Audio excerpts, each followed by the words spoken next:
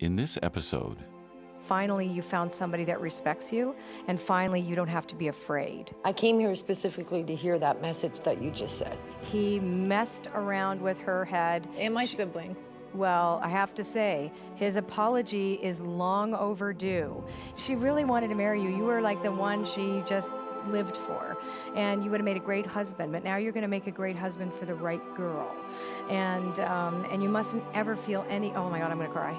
This one's just screwed me up, sorry. Ever since I was little, I had a strange and uncanny ability to know things about people. But when I was 19, I was the victim of violence, and I had a really strange out-of-body experience. The worst day of my life became the best day because it left me with an ability to help others in a really deep and meaningful way. I'm able to connect and communicate and share messages from our loved ones who've passed on and are part of spirit now. And it's all about hope, healing, forgiveness, and most of all, love. I'm Colette Baron-Reid, and I'm here to share messages from spirit.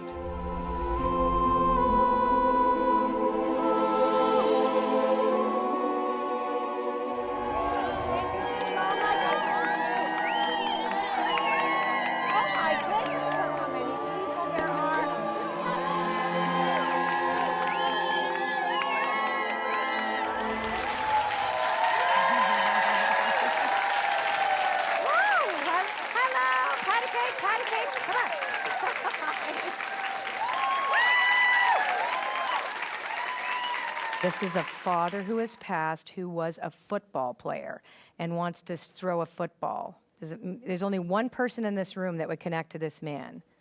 And this man is not from this city. My grandfather that lived on Frank Street. Frank Street, who played football, or he was, from Ottawa.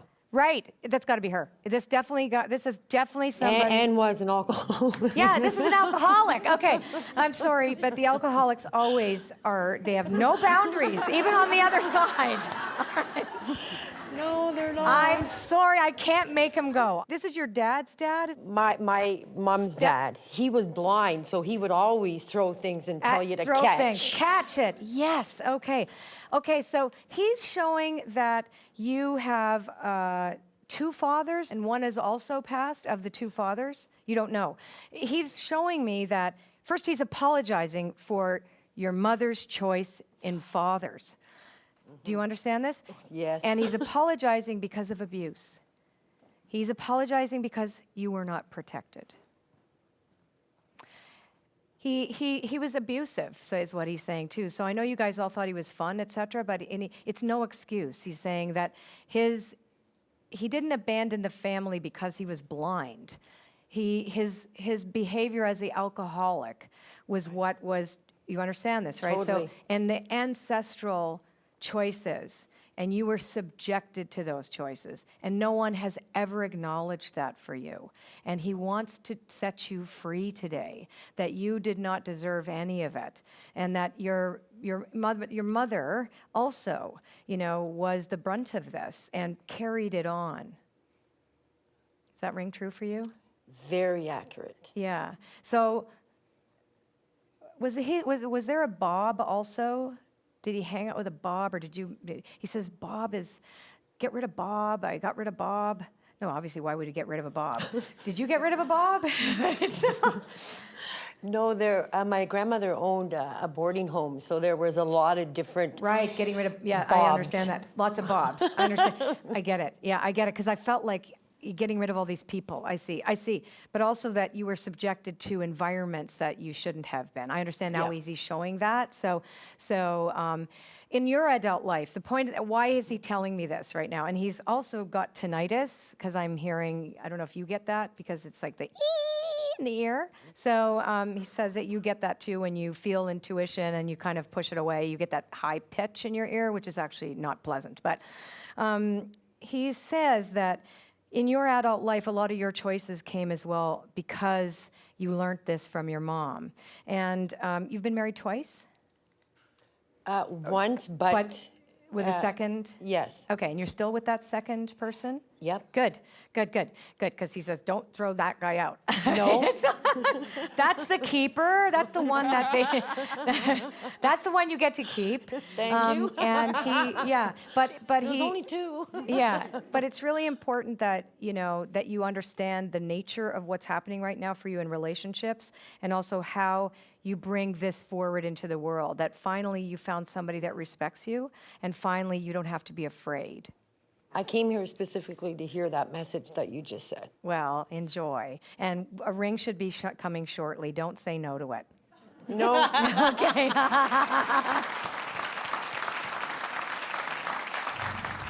It was a very abusive relationship in my household. My mother was an alcoholic. My mother also was very abusive verbally and physically. There was a lot of incest and sexual abuse. I was kidnapped and I was raped, and my mother had killed herself in front of me when I was a young girl. So for me to receive the reading that I did today was exactly what I had come here for. I actually prayed last night before coming here, and I specifically wanted to hear what that message was. And it came out loud and clear. And it was necessary for me to hear that, because it was now enabling me to be able to move forward onto my next journey in chapter in this life, and it was to write a book. And to receive that apology was, it's time to write it, and it's time to talk. And so that was a very beautiful moment for me today. I'm leaving with an empowerment of self. Being able to walk with my head held high, and to be able to tell my story without having to go into hiding after it's printed. Coming up, Mary Beth's stepfather apologizes for being abusive. He has an apology for her. He has an apology for her. So this better be on national TV, because she needs it.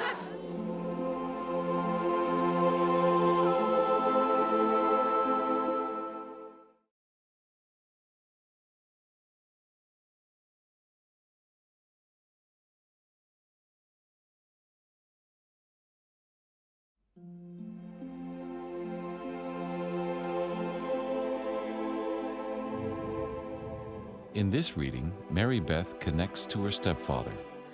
Irish and Scottish? Yep. Yes, you have an odd combination over there.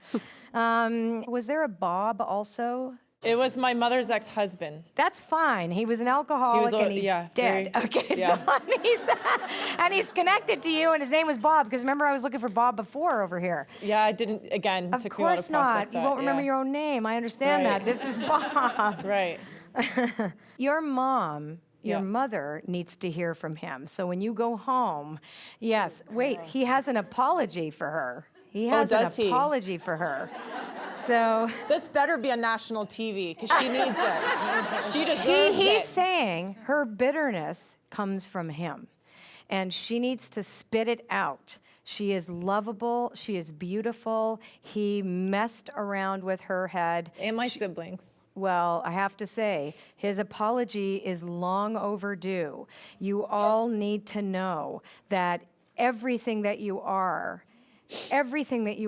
is the opposite to what you learned about love from him. And the betrayal with your mother. You know, he betrayed her. She needs to hear this. This is what he's saying. When at the time, when all that went down and he abandoned everybody, and before because you had another father, right? So, and he abused and violated people. He was a really sick man. He was a sick, sick man, and your mother is not to blame. She is not at fault for bringing him into your lives. Thanks. Sorry, I wasn't expecting that. Nobody ever expects this. I'm a mama's girl. I love my mother, and it's been a burden for her. Her trauma is so deep, but she puts on a brave face, and she always has done that for me. No, But my older siblings, and I became the opposite of, I've tried my hardest to channel how much my family has been through for others. I became a child and youth counselor. I worked in domestic violence, and You don't want to do that anymore. No, that you also want to get out of that career, correct? it took a big toll on me after a while. Can I just say what they're saying over there? Because you got now a nice bunch of crowd of people who love you guys and the whole family. You've done it now. You have now made a difference where it couldn't have been made. Up next, Mary Beth receives more guidance from her stepfather. Even though you didn't know Bob, you took his legacy and translated into the world in an amazing way. But you have other work to do now.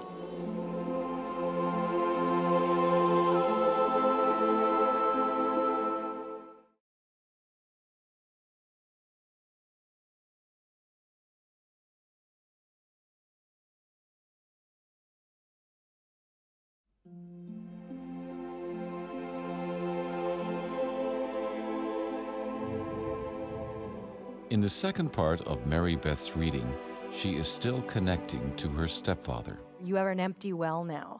And so even though you didn't know Bob, you took his legacy and translated into the world in an amazing way. But you have other work to do now. You don't have to keep making up for what he did. I've been challenged with finding what it is, because I think my self-esteem is so tied to that, just being in the disruption growing up the way I did. And the only way is for you to leave the old story behind and build a new one. And the way to do that is to walk into the unknown. You can't know what it is. I'm going back to Bob here because he's like, don't forget me, don't forget me. I'm like, okay, we never forgot you. Like, you screwed the whole family up. Right? Like, you got a whole reason for being here. Yeah. He needs your mother to know one thing, all right? He was mentally ill. She tried to save him. She could never have saved him. He loved her as much as he could love a human being on the planet. He hated himself, which is why your siblings went through what they went through and all the abuse and the torture and the mental abuse that they experienced because he was a sick man. But she has carried this blame for exposing your family to this person. And I think my siblings have too, because They gotta- it's a face for the pain, and it's a safe place for the pain. So The pain- she's worn it. You've got to stop It's being hurt. victims. You all have a new life ahead of you right now. And he's not asking for forgiveness for him. He wants you to forgive for you. Out of the ashes comes a phoenix. You've seen it in your own life. Right. And you guys all have an opportunity now. Use this information to change. Don't use it to say, oh, wow, I just had a reading. That's great. Do something with it. I will. Yeah, Yeah. and have her do something with it too. She doesn't need to carry this burden anymore for the rest of her life. Thank you. Thank you. I feel that he came through by what he was saying was to give my mom and my family that apology, because he feels that in my mom's heart, this is something that she's carried for a very long time. I mean, this is over 30 years ago, I believe, that he's passed away. And I think it was an overdue apology that he really wanted to give through, and to hopefully give my mom hopefully to help in her healing. I'm taking away that someone's placing some ownership. Like, I think that's what I will take away. That him on the other side is taking ownership. I think that's what I'll take away. And to move forward. Still ahead, Joe's guilty conscience is cleared. She really wanted to marry you. You were like the one she just lived for, and you would have made a great husband. But now you're going to make a great husband for the right girl, and you mustn't ever feel any. Oh my God, I'm going to cry. This one's just screwed me up. Sorry.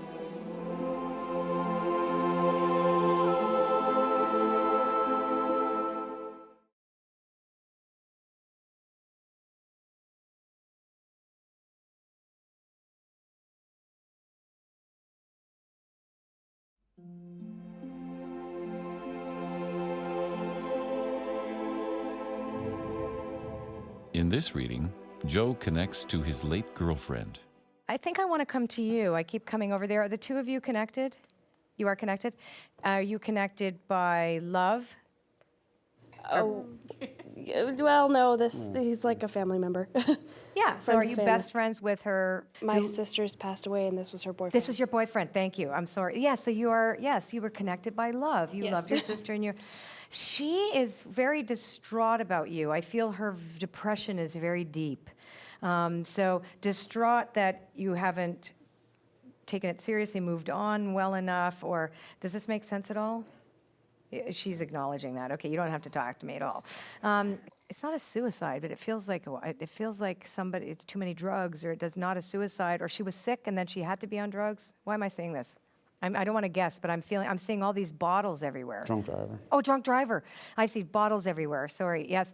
No, it was a suicide, not a suicide, by the driver who killed her. I understand this now. Okay, so because all these bottles. She died of a head injury. She's showing me she broke her neck. So, she was there for a while. You were with her, correct? She wanted to marry you.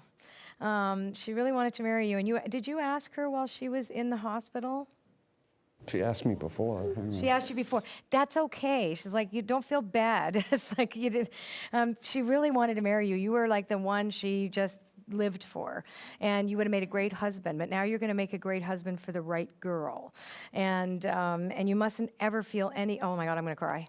This one's just screwed me up. Sorry. Sorry. I just like added up today. Oh. Okay. Is she related? My mom. You're related, right? Okay. And you are her husband? You're his father, correct? Yeah. You have to she wants to say, you can't do anything for his health, but you have to stop eating all the crap you're eating, apparently. And you hide food. You hide food when she tries to make you eat right. And she's outing you because you have really bad cholesterol. She's saying you're drinking, what is he drinking too much of? Milkshakes? What is it? Chocolate milk. That's it. It's the stuff you're drinking. I understand that because you know how many calories are in chocolate milk? You can't let him have any of that anymore because she does not want you to get sick. You are the kind of mother she's not saying anything bad about your mom, all right? But she wants you to know you're the kind of mom she wanted. You were the kind of mom she wanted. And you guys made her feel really connected. You didn't go out with her for a long time, right? Was that just a few years? Yeah, just a few years. She wants to see you happy, and you feel guilty, and you feel like it could have been different, and why wasn't it, if you didn't have fought, because you had a fight apparently too, that's prior to that, and she said you left, you never saw her again after the fight, and then she died, and you cannot let that haunt you. She loved you. She didn't give a rat's, for fighting. You guys fought, so what? She just knows, she loved you. She knows you loved her. And you don't have anything to apologize for, ever. You need to let that go. And that's the thing that's preventing you from being happy. Okay, am I right? This is she says, of course you are. She's saying that to my head. She's a tough chick, this one here. Tough cookie. You need to stop taking on everybody else's stuff. You're such as bossy. Yes. You're very bossy. Oh my God, she's letting everybody know what they're supposed to be doing. All right. You cannot take on the family's woes, all right? You cannot carry this burden for the rest of your life for everybody. You have a life to lead. Okay, and your mom, she's still alive, your mother, and she's having a really tough time. But you have to set boundaries with her. And don't be scared to do it. It's better for her too, that you don't try to caretake her. You got to say no more, no more. You understand this? Yeah. All right, you understand this. It's very important. What do you do with makeup? Besides like it. It's, I'm an esthetician. Ah, thank you. Yeah, paint faces. Yeah. You might want to do some, because you're also an artist, she's showing too, right? So your art should be something that you put on people's faces. So the fact that you do aesthetics and the fact that you're a healer in that way, but don't forget your art, she says. Okay. Does that ring true Yeah, to you? yeah. Yes. Don't forget your art. It's not all about that. You're going to have your own shop. You're also but don't think you have to pay for everybody all the time or give it. Do you understand this, right? Yeah. Yeah. You don't have to do that anymore. She's now ready to talk to you again. So she's funny how she's pushing me around a little bit because the minute you get really emotional, she goes, talk to my sister now, because she doesn't want to embarrass you in any way, okay? She doesn't want to embarrass you. I think she wants you to look a certain way, and she just thought you were the handsomest, awesomest guy, and I'm not going to say what else she's saying, but you were amazing at everything. Amazing at everything, and the girl that you get is going to be so lucky, apparently. Oh my God. That's enough. Please. Most importantly, Stop freaking out over the fact you guys fought. She's in a good place. She wants to sing at your wedding, and only she's going to sing for the beautiful girl that's going to get you. So let it go now. It's time for you to get happy. Thank you.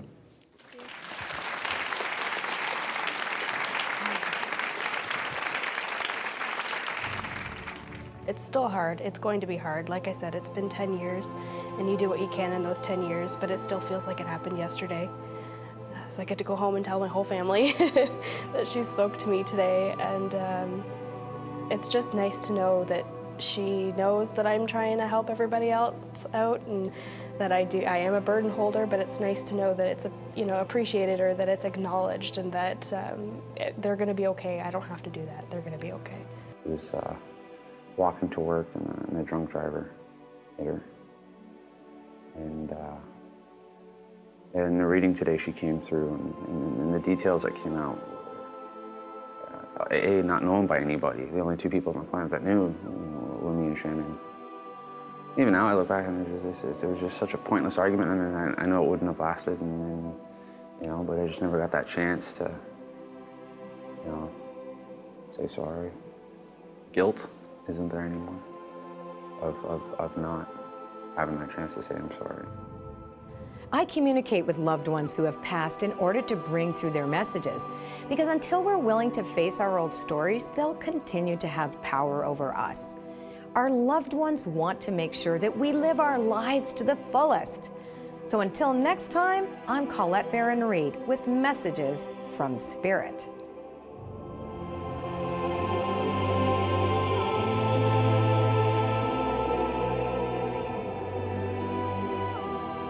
I think this is a terrific show.